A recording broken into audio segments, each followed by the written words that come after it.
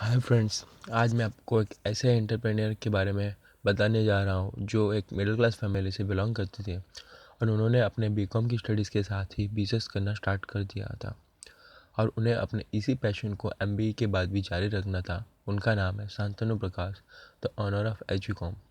और आज एजुकॉम पूरे इंडिया में स्कूल्स में डिजिटल कंटेंट देने के लिए लीडिंग कंपनी है। शांतनु सर की कहानी हमारे सामने दो सवाल खड़े करती है। पहला सवाल, क्या एंटरप्रेन्योर बाय बर्थ एंटरप्रेन्योर होते हैं या वो बनते हैं? और दूसरा सवाल, क्या उन्हें पता होता है कि उन्हें अपनी लाइफ में क्या करना चाहिए? शांतनु सर एक मिडिल क्लास फैमिली से जन्मे थे, पर वो जानते थे कि वो एंटरप्रेन्योरशिप ही करेंगे। जब वो अपने कॉलेज में थे तब उन्होंने एक कंपनी स्टार्ट की और जब भी उनका ग्रेजुएशन पूरा हुआ उसके तुरंत बाद उन्होंने अपनी दूसरी कंपनी स्टार्ट की। और ये सब हुआ था 80 के दशक में, जबकि एंटरप्रेन्योरशिप का इतना क्रेज़ नहीं था। शांतनु सर का जन्म रूरकेला में हुआ था, एक छोटा सा शहर जहाँ पर एक स्टील प्लांट था। उनके पिता सेल में काम करते थे और उनकी माता एक स्कूल टीचर थी। और उनका एजुकेशन भी कुछ स्पेशल नहीं था, वो भी वही पढ़ते थे जो बाकी बच्चे उनके टाउन में पढ़ते थे। हाँ, पर उनको पढ़ने का बहुत शौक था। जब भी उनके पिता ट्रैवल के लिए निकलते थे तब वो उनको गिफ्ट में बुक ही दिया करते थे। इनफैक्ट उनको बुक के अलावा और कोई गिफ्ट मिलती ही नहीं थी।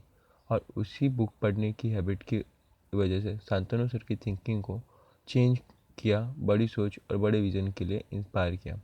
जब उनके डैड रिटायर्ड हुए थे और दिल्ली में सेटल होना चाहते थे तब उनके पास घर खरीदने के लिए पैसे नहीं थे। तभी शांतनु सर ने ये सोच लिया था कि वो लाइफ में कभी जॉब नहीं करेंगे। सो जब वो कॉलेज पे अपना ग्रेजुएशन ख़त्म कर रहे थे तब वो अपने फ्रेंड्स के साथ रॉक कॉन्सर्ट किया करते थे। उसके लिए नहीं कि उनको रॉक म्यूज़िक पसंद था, पर इसलिए क्योंकि उन्हें वो एक अच्छी अपॉर्चुनिटी लगती थी पैसा कमाने के लिए। वो स्पॉन्सर से पैसा लेके शो करके ऑर्गेनाइज करके ईयरली 4 to 5 लाख कमा लेते थे और 20 साल पहले ये बहुत बड़ी अमाउंट हुआ करती थी। फिर उन्होंने ये पैसे स्टॉक मार्केट में इन्वेस्ट किए, पर शायद स्टॉक्स का ज़्यादा नॉलेज ना होने की वजह से पैसे डूब गए। फिर उन्होंने अपने एमबीए में एडमिशन लिया। हालांकि वो एफएमएस दिल्ली में जाना चाहते थे, पर लास्ट मोमेंट रश की वजह से उन्हें अहमदाबाद आईआईएम में एडमिशन लेना पड़ा। और ऐसे टाइम में वो और उनके फ्रेंड्स ऑल इंडिया कॉन्सर्ट किया करते थे। जब कैंपस इंटरव्यू की बारी आई तब उनके 17 दोस्तों को 7-8 हज़ार सैलरी की जॉब लगी। हालांकि 1988 में ये कम नहीं थी, पर शांतनु सर ने प्लेसमेंट नहीं ली। वो और उनके फ्रेंड्स ने एजुकेशन के बेस पे एक नई कंपनी स्टार्ट कर दी थी। और वो एक यूनिक कॉन्सेप्ट था के साथ आए थे कि स्कूल्स को कंप्यूटर लैब के पीछे इन्वेस्ट नहीं करना पड़ेगा। उन्हें सिर्फ जो बच्चे स्टडी कर रहे हैं उसी की फ़ीस पे करनी है। और उसके बाद उनके multi year tie up start हो गए और उन्हें अच्छा रिस्पांस मिला। 2 साल के अंदर ही उन्होंने 50 से 60 स्कूल्स के साथ टाई अप कर लिए थे और उनका एवरेज रेवेन्यू 4 to 5 करोड़ था। पर उनके पार्टनर्स एक ही डायरेक्शन में जाना चाहते थे, पर शांतनु अपने बिजनेस को एक्सपांड करना चाहते थे। तो उन्होंने बिना किसी कैपिटल के साथ एक नया फ्रेश स्टार्टअप किया और यार 1992 में एजी कंपनी अपना फोकस हार्डवेयर से हटा के सॉफ्टवेयर पे ले लिया। और उनका पहला startup product school management system था और उन्होंने स्कूल टू स्कूल जाके इस प्रोडक्ट की सेल करने की शुरुआत करी। पर हर स्कूल के लिए कस्टमाइजेशन चाहिए था और कोई पे करने के लिए रेडी नहीं था। तो थोड़े ही टाइम में वो प्रोडक्ट बंद हो गया और एजुकॉम ने ई लर्निंग के कंटेंट डिज़ाइन करना स्टार्ट किया। आज एजुकॉम के पास नर्सरी से लेके क्लास 12 तक के डिजिटल कंटेंट अवेलेबल है। शांतनु सर ने बिजनेस 1992 में स्टार्ट किया था, जबकि उनको सक्सेस मिली 2006 में।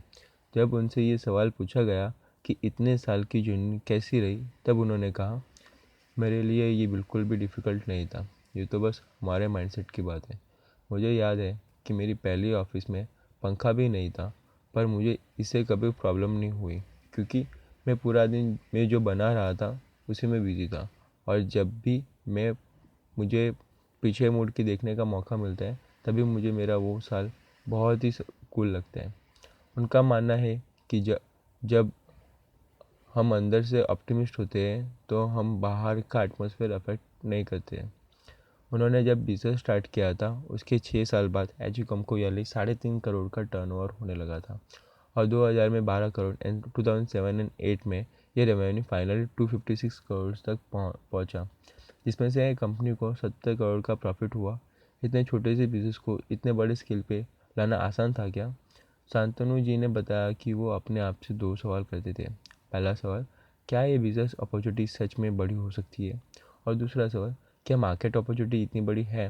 और शांतनु सर के क्लास में सर्विस जो वो प्रोवाइड कर रहे थे वो टेक्नोलॉजी बेस्ड थी, जो जल्दी से ग्रो कर सकती थी।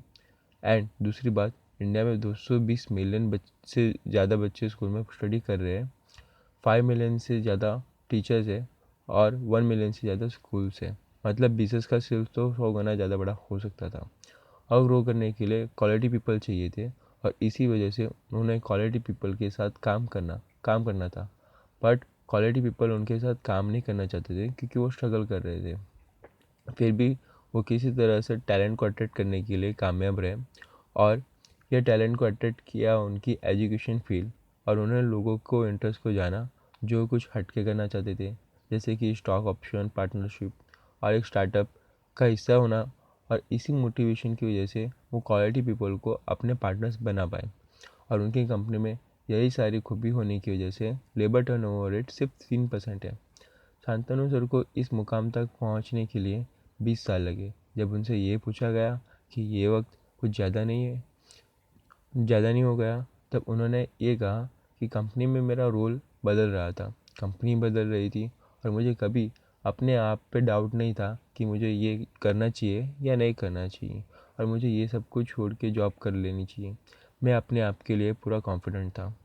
और इतना ही नहीं, उन्होंने अपने बिज़नेस को ग्रो करने के लिए सेक्रीफाइस बहुत किए हैं। बिज़नेस में पैसों से ज़्यादा उन्होंने टाइम का सेक्रीफाइस किया है। वो आज भी 24 घंटे सातों दिन अपनी कंपनी की ग्रो करने के लिए काम करते हैं।